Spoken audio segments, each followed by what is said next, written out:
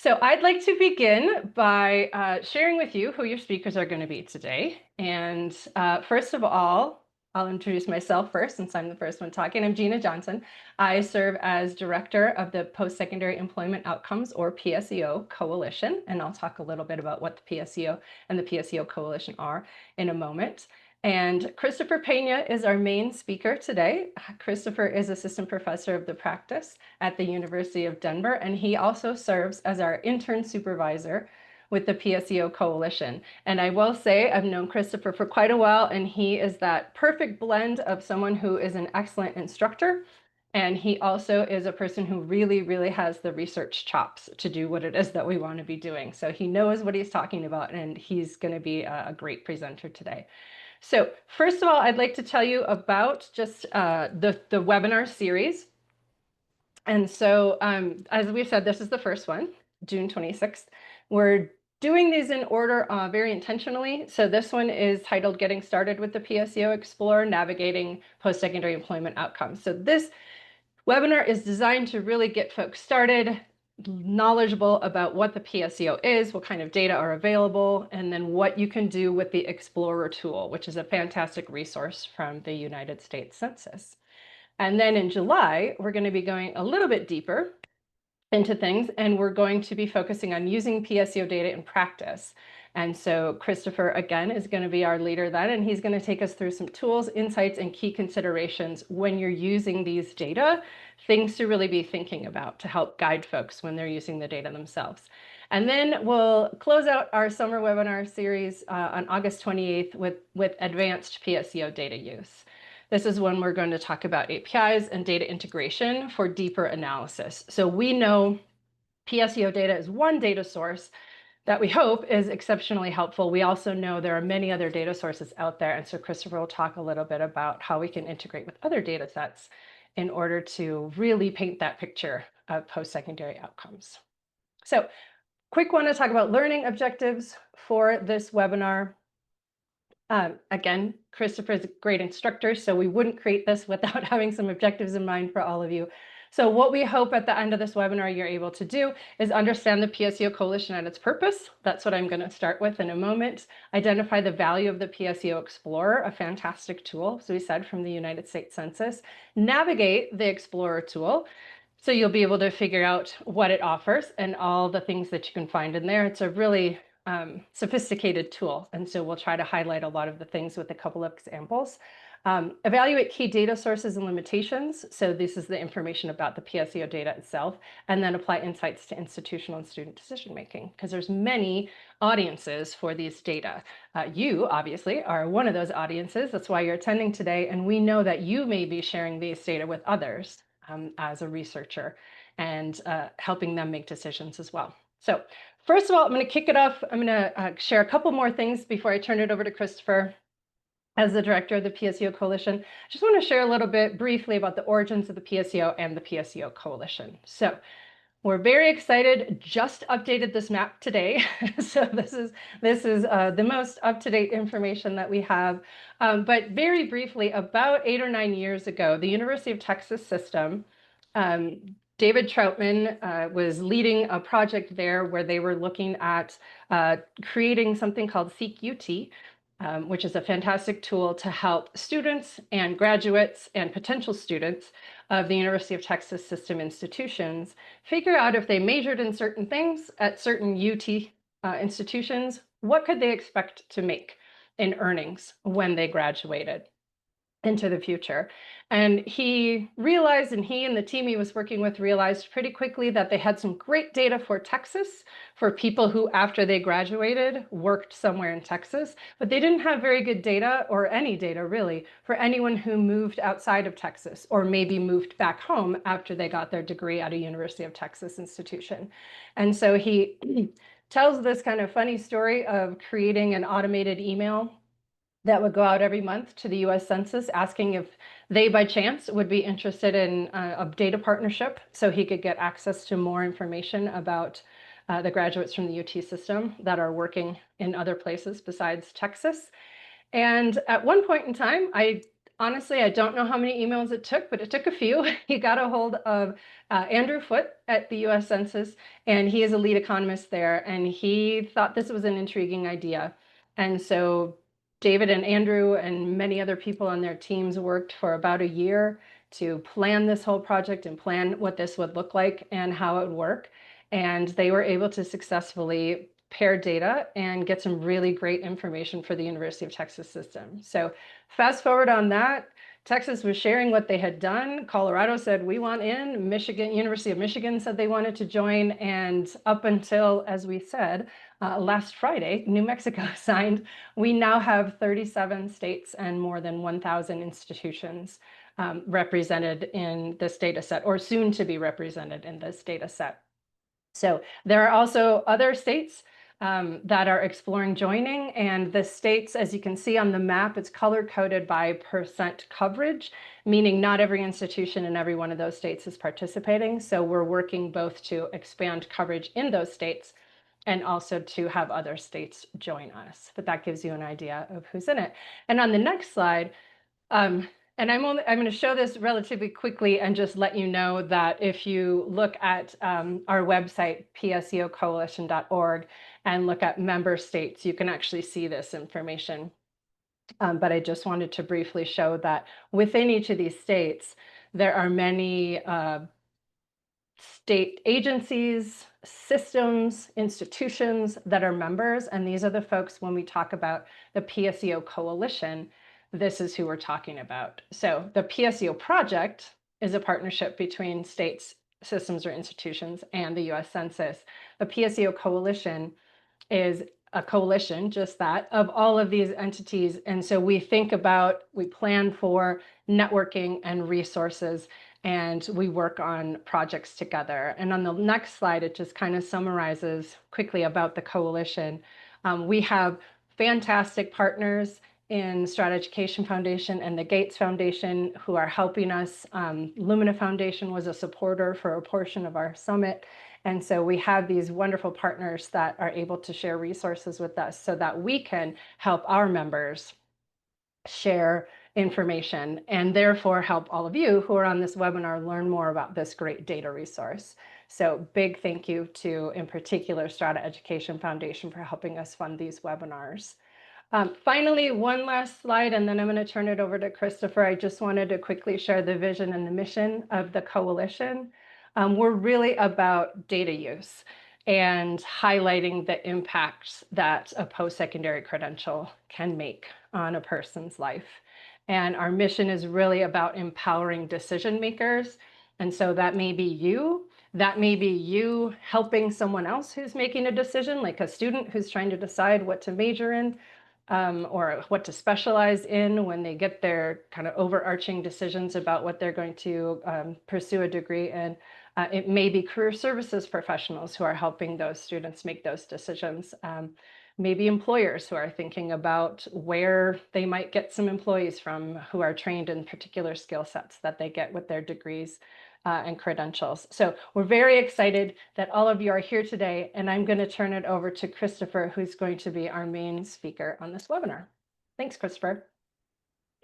All right, thank you, Gina. Appreciate that warm welcome and good afternoon to everyone. Thank you for joining us today. We appreciate your time and your interest in the PSEO Explorer. For some of you who have taken a look at the Explorer, hopefully you've gotten a sense of how powerful this tool can be. But if you haven't had a chance to check it out just yet, that's what this webinar is all about. It's an opportunity to explore the tool itself, how you could use it, why it's important to us as different kinds of stakeholders, and how it might grow in the future and help in additional analysis questions that may come your way. So before we get into all the details, I wanted to talk briefly about why we could use a tool like this. And as I'm talking, if you have questions, please feel free to drop them in the chat. Gina and Annika will be answering some questions along the way, and then we'll save some of those questions as well, and we'll have some space at the end of today's presentation to answer those questions as a group. So please feel free to drop those in, and then if there are any questions we can't get to, we'll follow up after this webinar as well. So why do we need a tool like the PSEO Explorer? Well, there are a few key reasons that I thought were important to talk about. One of the big ones these days is transparency in higher education. There's an increased call to explain how education can benefit students in a variety of different ways. And not just students, of course, but thinking about it from the perspective of families, educators, and of course, policymakers who are making large decisions around how education is funded and supported in a variety of spaces. So ultimately, it can help answer questions like, what can students expect to earn if they get a certain degree from a certain school? Other tools don't necessarily allow you to answer questions like that. So that transparency angle is something that can be really valuable from the PSEO Explorer perspective. It also supports informed decision-making. Again, there's this call to defend the value of higher education. And from a student perspective, what's the return on investment? What can they expect to earn after they complete their program? And is it worth it to actually pursue a post-secondary education? I would assume most of us would agree there's a high value attached to it, both personal and financial, but being able to demonstrate that can be really important to students and institutional administrators. It can also be really useful for career planning. If you think about students who are facing very difficult challenges, what should I study? Where should I go after I graduate? These are difficult choices, especially for undergraduates who may not have a lot of experience in that realm just yet. But even graduate students struggle with that question. And a tool like the PSEO Explorer can help them understand that using data. As Gina mentioned, the coalition is very much focused on data-driven decision-making, and that applies to students as stakeholders, as well as institutional officers and higher education officials. Now, the tool itself fills in gaps that aren't necessarily covered by other tools. Many of you are probably familiar with the College Scorecard, for example, which covers students who have received Title IV financial aid. So that doesn't cover everyone that's graduating from an institution. It does give good coverage, but not complete coverage. The great thing about the PSEO Explorer is that actual earnings data are linked to employment records. They're not self-reported. And so that allows us to have better coverage of the data because we have a bigger data set to work with.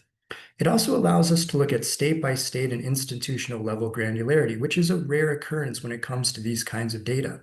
Oftentimes we're limited in some fashion, and that can restrict the kinds of analysis that we can do within institutions, higher education agencies.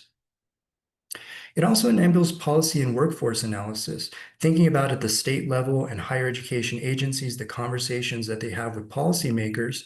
This can help us to identify which programs and institutions are most effective at preparing our students for employment. Many states are very much focused on workforce readiness. How are we preparing our students to enter the job market and to be contributing members of our community? And that in turn can help ensure that our higher education activities are aligned with workforce development needs and the economic planning of different states and their accompanying agencies. It also empowers equity and accountability. It makes it easier for us to determine, are certain groups of students doing well in terms of their outcomes? And are they comparable in terms of those outcomes? Think about by major or by institution. Now, down the road, and I'll talk about this a little bit later, we're also hoping that demographic data can be incorporated into the PSEO data set. And that can also allow us to think about it from an equity perspective. And that can ultimately be used to promote accountability when we think about funding higher education or designing our academic programs, making sure that we're producing good outcomes for all of our students, not just a select few of them. It also supports institutional improvement. So if we think about colleges and universities, most of them are doing peer analysis. I was in institutional research myself for about 12 years, and one of the biggest areas of activity for my team was peer analysis. So we think about comparing ourselves against our competitors, our comparators, our aspirational peers. These data from the PSEO Explorer can help us do that kind of analysis relative to earnings and the placement of students after they graduate. And that can help us to make strong decisions for our institutions and for our higher education agencies that are overseeing programs across the system. It also highlights longitudinal outcomes. As I'm going to talk about today, we can track earnings 1, 5, and 10 years after graduation, which are key points that we might care about when it comes to student outcomes. And that gives us a better picture of how those earnings grow over time, not just immediately after graduation.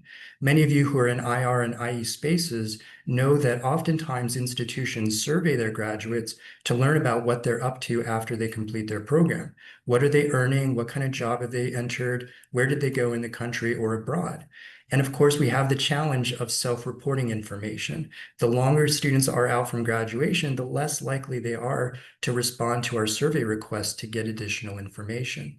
And so having an external data source that doesn't rely on self-reporting is a great advantage of the PSEO Explorer and the data set that goes along with it. So I've talked a little bit about why we need a tool like the PSEO Explorer. What kind of data do we actually get out of this tool? Well, they're broadly described in two different areas. We have earnings data and flows data.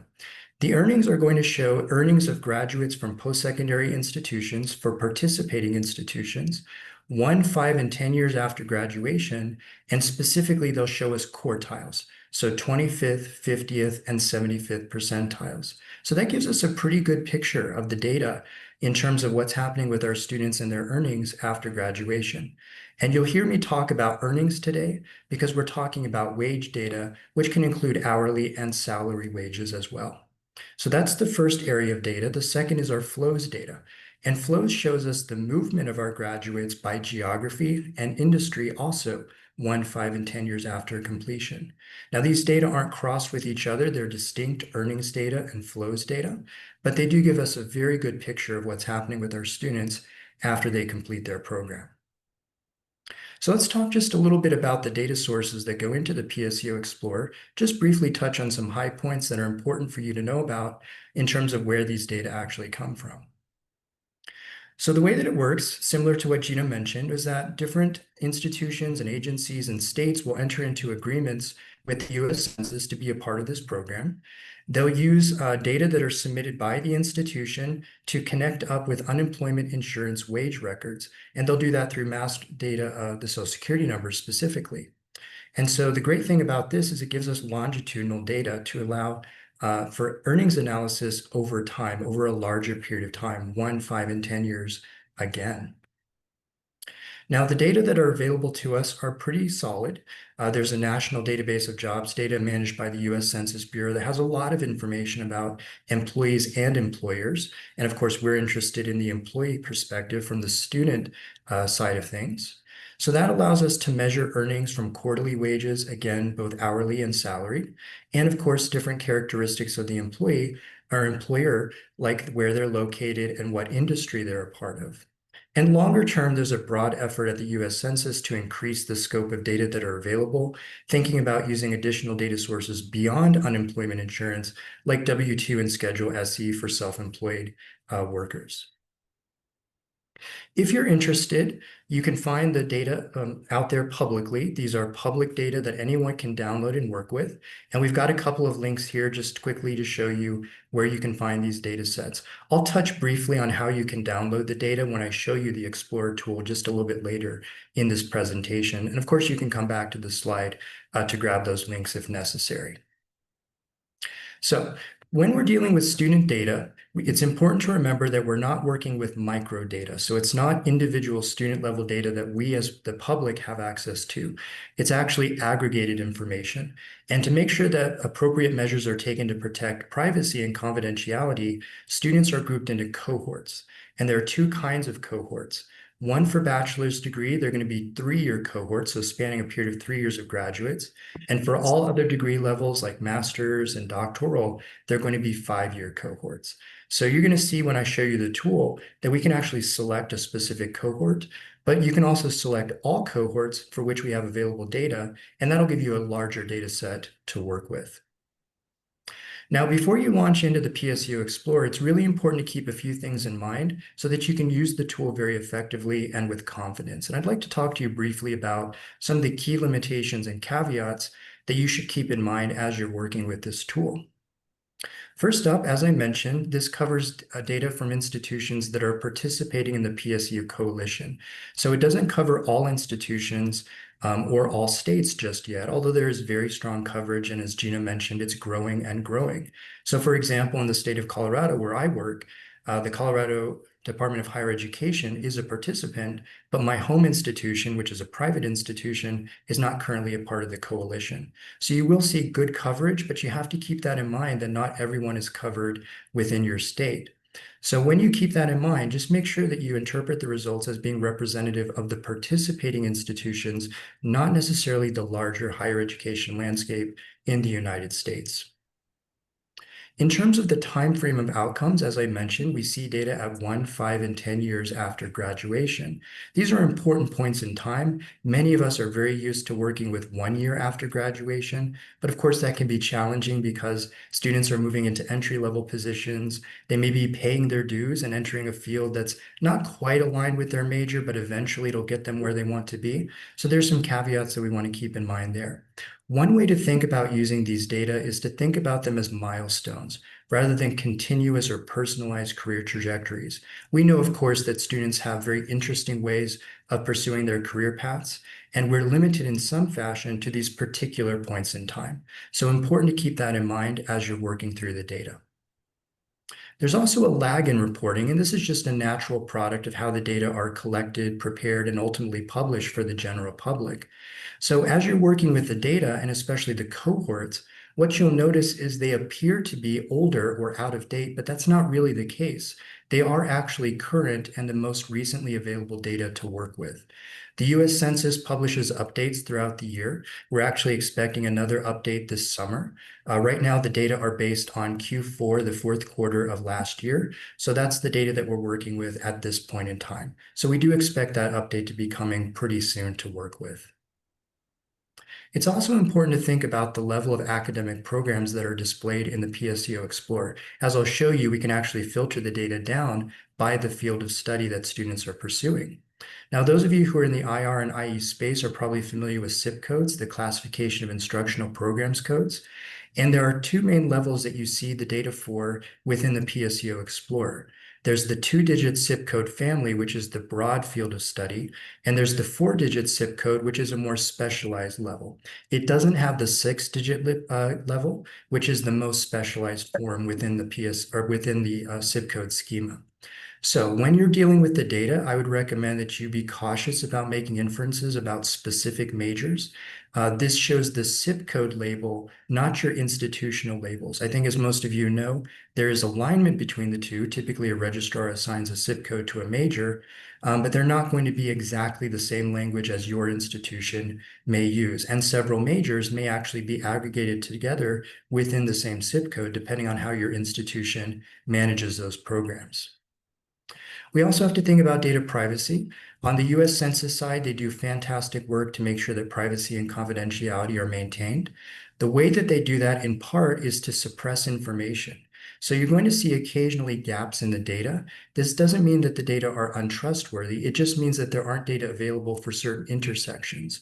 So if you start to filter down in a really narrow way, you may end up with cell sizes that are too small to release publicly. So when you see the raw data in particular, you'll see blank cells, and that's what's going on there.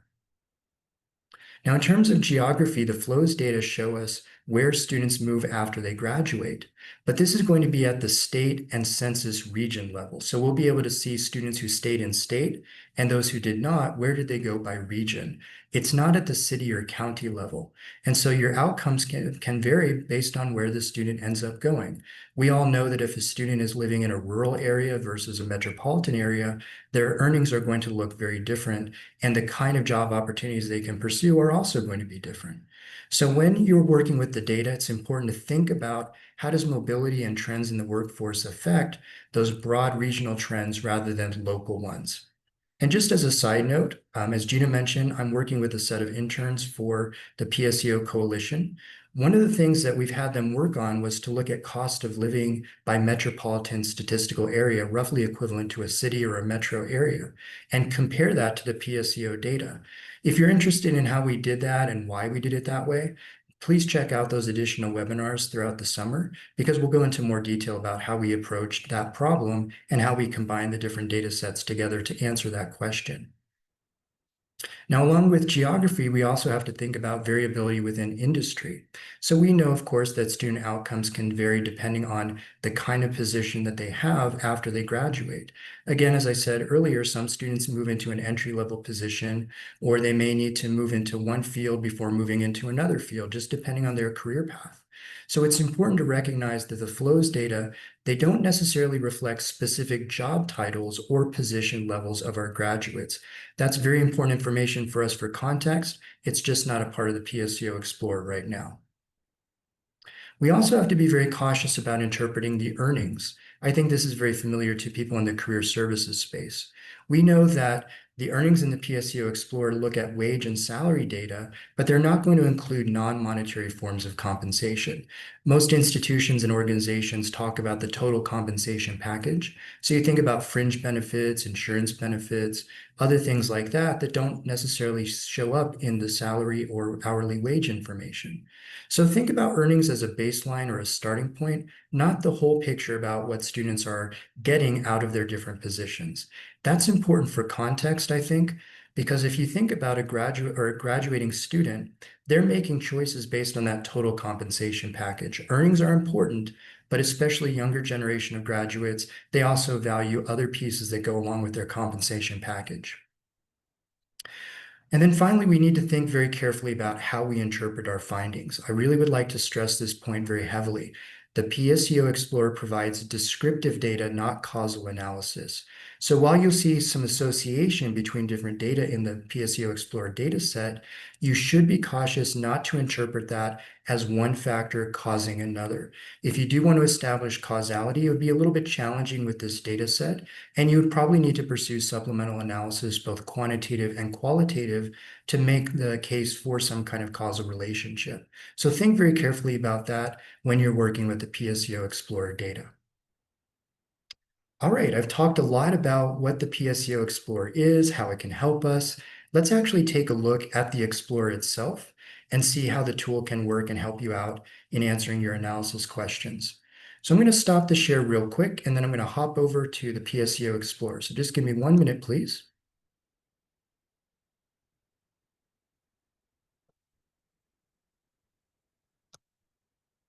All right, Gina, can I get a thumbs up that you can see my screen okay? All right, thank you very much. I appreciate that. So this is the PSEO Explorer site. And as you'll notice, it's a graphic representation of different kinds of data. So I'm going to briefly orient you to the tool itself, and then we'll spend some time talking through a couple of sample questions so you can get a sense about how this tool could help you out in your own work. So on the left-hand side, we have a set of filters, and we can distinguish between our earnings data and our flows data. Right now, we're looking at the earnings data. We'll switch over to the flows in just a minute. We also can select the state of interest. Right now, I selected Colorado just to start out with. You can select either all institutions in that state or a particular institution, so you get the choice there. We can select the degree level. I'm going to leave it at baccalaureate or bachelor's, but you can see we have all the other standard degree levels that you would expect to see. We've got graduation cohort, like I mentioned earlier. You can keep it at all cohorts, or you can select a specific cohort if you're interested. Remember, those bachelor cohorts are 3-year cohorts. If I were to select, say, master's, I would see 5-year cohorts. And then we get to select what kind of data do we want to show in our visualization. We can show earnings by time, so 1, 5, and 10 years after graduation. That's what you see here in the blue bars. Or we can show it by percentile, the 25th, 50th, and 75th percentile. You can kind of cross those pieces together to get a more complete picture of the data you want to show. I'm going to leave it as time, and we're going to look at the 50th percentile for right now, the median point. And then at the bottom, you can select the program of study that you're interested in. Right now, I've selected business as the major field of study. That's the 2-digit zip code. If you hop over to detailed, then you can see the actual fields within that major field of study. So right now, we've got a number of different programs within the field of business. But I'm going to keep it at general just so it's a little bit easier for us to work with. Now, right now, I'm just showing the business programs, and we can see that in all institutions in Colorado across the board that are at 1 year after graduation, students are making about $48,000. 5 years, they're making $67,000, and at 10 years, they're making $86,000. So they're nearly doubling what they earned after graduation. So I'm looking at business right now. What if I wanted to compare that to another field? Well, all I have to do is just select another field from the list at the bottom, say engineering. And now I can see the outcomes side by side. So not surprisingly, it looks like engineering students are earning a little bit more, 68,000 compared to 48,000 and 86,000 compared to 115. So that is not unexpected, but this could help you to make some decisions around how your programs are working and what you could expect your students to see after graduation. So let's take a look at a practical example just to get a feel for how this tool can work in action. Let's imagine that I'm an institutional officer at the University of Colorado Boulder. So that's not too far from me here in Denver. So I'm going to go over to institution and I'm going to select CU Boulder. So they're down at the bottom of the list. And now I can see their data specifically. I'm going to switch back to just business, get rid of engineering. So I can see the specific outcomes for business students at CU Boulder, 52,078 and 113. Okay, so that's what we're earning at CU Boulder. What about our competitors? Maybe we want to do some benchmarking. I took a look at CU Boulder, and one of their competitors is Arizona State University. So let's take a look at outcomes for them. I'm going to change the state to Arizona, and I'm going to change the institution to Arizona State University. And now we can see the data are very similar, but a little bit lower, 52, 75, and 101 for those outcomes at 1, 5, and 10 years. So if I were at CU Boulder, and I'm trying not to make any claims here, these are just two examples, it looks like our students are earning a little bit more, but not radically differently from students at ASU. Now, one thing you'll probably notice here is I had to switch between one institution to the other. And that's a limitation of the tool and how it was designed, not in a bad way, just it wasn't designed for institutional side-by-side comparisons. If you want to do that kind of analysis, you can actually download the data yourself, and then you could use a tool of choice like Python, Excel, Tableau, Power BI, whatever you like to analyze the data and structure them visually to allow you to do that side-by-side analysis. So that's a quick introduction to the earnings data. Let's take a look at the flows data because that also gives us a lot of powerful information. I'm going to switch over to flows at the top. And now what I see, it's going to carry over all of my selections on the left-hand side, but I also see that I have a couple of additional pieces down at the bottom on the left-hand side under navigation. First off, I can decide, do I want to see the industry flows, which is what we're seeing right now, or the geographic flows, which would be geography movements. So where did students go after graduation? And we can look at 1, 5, and 10 years graduation. We can look at the raw count. So right now, for example, we had 16,000 graduates in business from ASU in all of our cohorts. Or I can select the share, which tells me the percentages. This might be a little bit more useful if you're trying to understand distributions. So for example, of all of our business students who graduated, it looks like about 17% of them moved into finance and insurance. By the way, this is a Sankey diagram. If you're not familiar with that, it's sort of a ribbon kind of visualization that starts with one category and shows the movement into another category. So it's really powerful for these kind of data. Now, if I were to show geography, it's slightly different. So let me hop over to geography. And I've already got the industry selected, so it shows the movement from the major program of study into industry and then into geography. That's a little bit much for me, so I'm going to turn off the industry. And now I see major into the region. Now the first band is showing us who stayed in state. So it looks like about 64% or close to 2/3 of these students stayed in the state of Arizona. That could be really useful for workforce planning, especially if you have a field of study that's really in demand for a certain state. I know, for example, in Colorado, nursing and healthcare is a really in-demand field. And so we'd want to know how many students are staying in state versus going to other spaces. And then it looks like 15% went into the Pacific region outside of Arizona, and then the other census regions are also listed there. Now, a really cool trick that you can do is also take off the geography, and then you can see the percentage students who are employed. So here we can see of our business students, about 80% of them are employed after graduation at 5 years. Now, you want to be very cautious about that because notice below that, it says no or very low earnings observed. That's about 20%. So we can interpret that to mean students who are either not employed or conceptually they're underemployed, not at a level that are going to be included in the PSEO data set. But I think you can make the larger claim that about 80% or the majority of our students are employed after graduation. So there's a lot of power here in the tool itself. You can show both flows data and earnings data, depending on what your point of interest is. And one final thing that I want to show you before we switch out of here is how you can actually get some information yourself. So the download data link at the top will allow you to download the raw data in Excel format, so very easy to work with. And it's going to have the raw data and the categorical labels that go along with it. So you're going to have the zip codes and the zip code labels and so on, so you don't have to worry about coming up with the labels yourself. If you're interested, you can get the raw quantitative data without the labels by selecting Help on the upper right-hand side. And that's going to take you to a different page. Let me hop over to that. And you'll notice on the center section, there's a Download Public Use area. And if I select View Files, then I can see all the participating institutions and partners, and then we can actually download all of the raw data if you want to. And again, if you're interested in doing this, please check out our later summer webinars because we're going to go into more detail about that.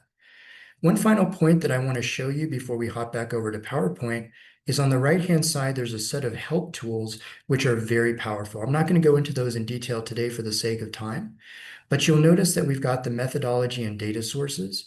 That is a really great resource if you're really interested in how the census put together the data set. Gina touched a little bit on how our partners at Census have done their statistical work and their analysis to make this project happen. And that's where you'll find detailed information about their processes. You can also take a look at the data schema, which for those of you who are in the data management space, you'll find this very useful.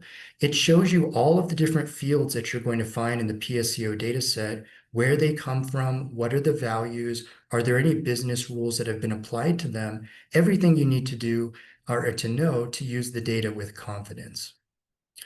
All right, so that is a quick introduction to the PSEO Explorer itself. Let me hop back over to the PowerPoint real quick and we'll continue the presentation. So 1 minute, please.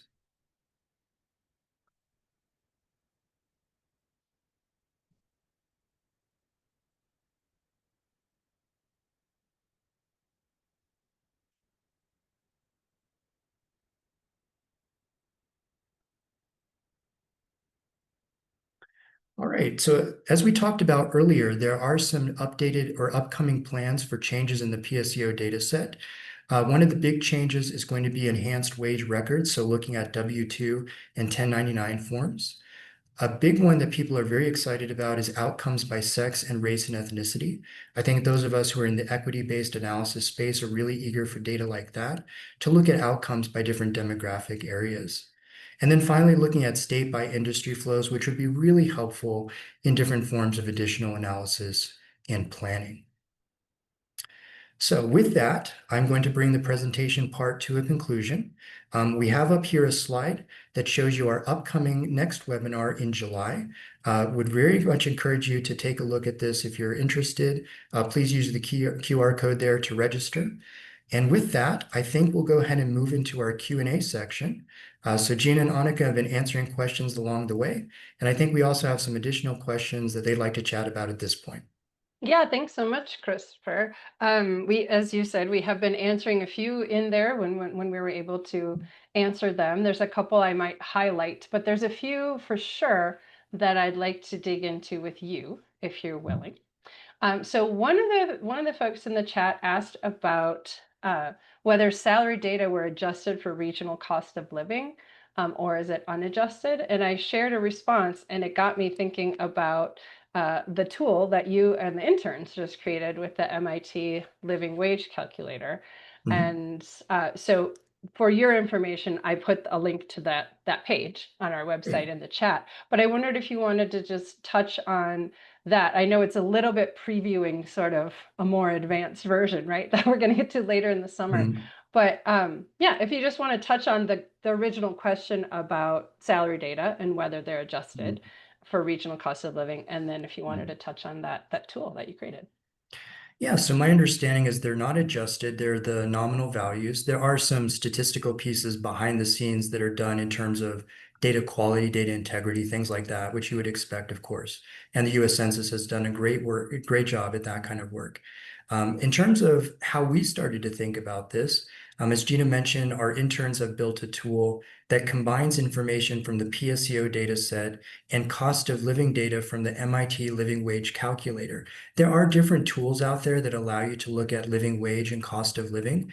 And as we talked to different stakeholders, there was a lot of interest in this question because everyone recognizes that the earnings that you see in the PSEO Explorer don't necessarily reflect regional differences or metropolitan versus rural differences. So we were able to pull also from the US Census. They've got fantastic data. We were able to pull the living wage information by metropolitan statistical area, from the MIT Living Wage Calculator. And then we combined those data sets together so that you could see within a state, here are the metro areas. Here's what the living wage is to sustain yourself and your family. So household costs, transportation, childcare, things like that. And then we would compare that to the program earnings based on the PSEO selection that you as an end user filter for. So for example, you could say, I'm a student in business with a bachelor's degree from this institution. Here's what I expect to earn. How does that compare to the living wage for a particular metro area? And the data are fairly complete. So if you look at it state by state, you have really good coverage in terms of most areas that students would be interested in working in. So we look at the variance between the two so you can understand what that difference could actually be. So I think it'll be a really interesting tool. I think, Gina, you said that you dropped the link in the chat. So if you are interested, please check it out. It's a really useful and powerful tool, and we're eager to get it in the hands of our end users. Yeah, thanks for that, Christopher. And it really highlights something that I want to raise up as well, which is I mentioned this a little bit at the beginning, that there's the PSEO data set and project, and that's that partnership between institution systems and states and US Census that provides, without which the PSEO Coalition would not exist, obviously, because it's about these data and the value of these data. And then as a coalition, we're able to, again, with our wonderful partners like Strata Education Foundation, we're able to create resources that can be of collective use. And this is just one example that Christopher just highlighted of a way that you can take PSEO data and combine it with another data source to really add context and add some more information to that PSEO data. All right, another one I'd love to dig into, Christopher, that was shared in the chat. Mm-hmm. Is it possible for an institution to leverage the Explorer and data with their own anonymized cohorts for specific segments that they create? Is there a baseline income for each? Well, let's start with that one because the second question is a little bit different. Yes, so definitely there are so many possibilities for how you can use these data along with your own institutional data. Now, keep in mind that the data you get from the PSEO Explorer are aggregated data. So we're not getting the micro data at the student level. But if you have your own internal aggregated data or even micro data at the student level that you want to work with and compare against the PSEO data, you could certainly do that. I know different state systems that are part of the PSEO Coalition have taken demographic data that they have available through their career services and advancement wings, and they've combined that with the PSEO data to get a larger national picture. So you can certainly bring those data together. Again, we're going to talk about that more this summer, how you can do that on a more technical level. But you can certainly do that aggregation to aggregation or aggregation to microdata on the institutional side of things. Right. And there's a second part to this question that I think I know the answer to, but I would like Christopher to answer this because he's my expert on the call. Is there a baseline income for each student to analyze change in income pre and post degree? I do not believe so, correct? That you're aware of either? I don't believe so. Yeah, it's really just measuring that 1, 5, and 10 years, matching that. And so what the data file that are shared by the institution or system or state with census, and we can drop a link to that. I can find a link to that as well to share so you can see what exactly is in these files. It's not a complex file. So it's really the institution, system, or state are providing information on who graduated with what degrees when. So that's really what they have. And then census is matching that with, again, those earnings post graduation. So there really isn't a pre-post aspect to it. So awesome. please continue adding questions in the chat. I have a couple that I'd love Christopher to cover. And then I'm going to share some, just raise up some of the things that came into the chat about sort of what if you want to join? What if your institution isn't in the PSEO yet? And I can talk about that a little bit more verbally. But Christopher, I'm curious, because I know when I started, I'll say poking around, because I first started poking around in the Explorer, and then I actually started asking it questions, right? I just finished a research paper using just the Explorer, did not download the data in order to see what's possible, just using the Explorer. What are some of the things, and I guess quirks, if I can call them that, that you learned about the Explorer? I know you shared some of the caveats, but anything else that comes to mind as you thought, oh, when I was clicking around in there at first, I didn't realize that it would show this or that or what it was capable of. Hmm. So I think one that comes to mind is we don't have a national data set, we have it state by state. So as you're downloading the data, if you get it in the Excel format, you only get state level information for that state that you're looking at one particular time. Now you can also, as I said earlier, you can download the raw quantitative data, but that doesn't have any of the labels that go along with the measures. So then what we had to do as a team with the interns was combine that with some additional data to bring the labels into the mix, because of course we want to see that for analysis. So that's one thing you want to keep in mind in terms of extracting the data. But in terms of using the tool itself, I think it's very user-friendly. I'm trying to think about what really struck me as surprising. I think really was just when I started to see, for example, you see the 1, 5, and 10-year bars if you select that lens of your data. Well, you might see a bar for 1 year, but not for 5 and 10 years. And so that really happens for a couple of reasons. It could be that we just aren't at a point in time yet where we have 5 and 10-year data. That makes sense. If we're talking about a cohort that more recently graduated, we just haven't reached a 5 or 10-year point after graduation.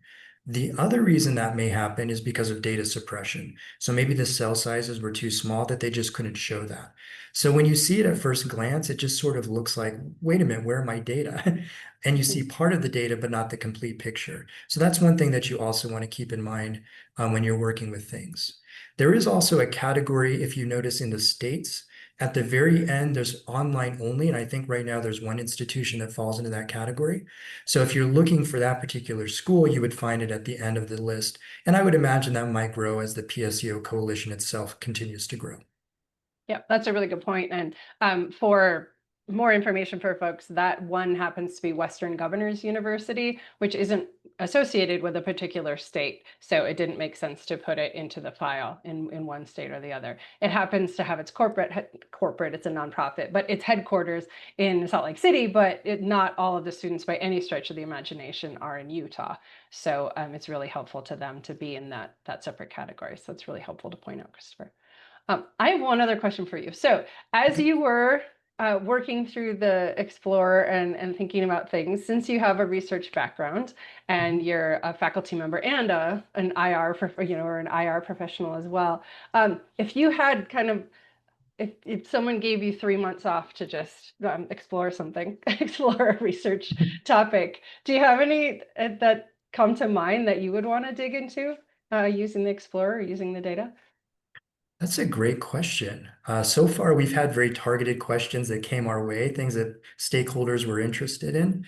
Um, one piece that we're working on right now, just as a preview, this will come out later on, is looking at differences between our PSEO graduates' earnings and the earnings of high school graduates. So just high school graduates in a particular state, and comparing those against each other to basically tell the story of how much more could you expect to get, because we expect increased earnings with a post-secondary degree, whether it's a bachelor's, a certificate, an associate's degree, or of course, a more advanced graduate degree. So we're actually working on that right now. I think it's really fun and interesting to take a look at, because you see it changes state by state and field by field. And so it really helps to answer this question that I think many of us in higher ed spaces are struggling with, which is how do we tell the story using our data? That's what it's all about, right? It's about data storytelling. And so if we can show, not just with raw numbers, but through powerful visualizations or additional analyses, I think that's something that'll be really interesting to look at. Of course, many state higher education agencies have explored this topic as well, and there are economists and other people that do this in a very robust way. But our goal is to make this information accessible and to really inspire people. And so I think exploring questions and topics like that would be really fascinating to look at if I had a few months off that I could play with. Awesome. Thank you so much. It's fun to think about that balance of answering questions that other folks have posed, which is a really exciting thing in and of itself, right? Helping people make decisions, and then thinking about, if we just wanted to explore it on our own terms and think about what kind of questions we'd want to answer. I'm going to answer a couple of questions that came in the chat, Christopher, related to sort of if your institution isn't yet part of the data set and things like that. So I did type these out, but I really appreciate and want to kind of call that up in case some folks are listening to this on their phone or watching it on a screen that's smaller, that makes it harder for them to see the chat. But folks did ask, if your institution is not yet part of the data sets and you're interested in joining, how do you go about doing that? The first step is to send an email to me, and you can do that at director@pseocoalition.org. And we will have, depending on how many folks are interested at once, we can have one-on-one calls, or we can do some group calls where we talk to folks about what the process is. And I'll answer that question with also layering on another question that came in, which is, how is the PSEO Coalition connected to the US Census? Because that's a part of that process. Which is a great question. And it's Christopher and I had this wonderful conversation with our student interns when we were onboarding them, that, of course, at first they thought that we worked for the US Census, which would be a really cool job, but we don't work for the US Census. Our colleagues, Andrew and Cody and Barbara, work there and help us with all of this work. But it's a really good point to kind of separate for folks to understand that the PSEO, the project itself, is housed at US Census, and it involves signing MOUs, or memorandums of understanding, between either an institution, system, or a state agency, whoever is going to be providing the completion data, the graduate data on what degrees were conferred to the US Census. And so there's an MOU between those agencies and the US Census. And all of the data, anything like that, is handled, and very carefully, as Christopher pointed out, with the privacy pieces and all of that, by the US Census. Their mission is to provide data that are useful to folks in order to make decisions. And that is exactly what they do. That's why they built the Explorer tool. That's why they have all the data sets. That's why it's easy for us. Any of these links we were putting in, they're all publicly available, and they provide very, very good documentation, so we can understand and dig in and find out what it is that they do in order to make this whole data system work. What happened then, when we shared that at some point in time we had this kind of tipping point of enough entities that were participating, is we created the coalition. And the coalition isn't yet a nonprofit or anything like that. We actually are underneath sort of Texas Higher Education Foundation serves as our fiscal agent, because the Texas Higher Education Coordinating Board, David Troutman, as I mentioned earlier, who helped start this whole project, he is the chair of the PSEO Coalition Board. So hence the relationship there.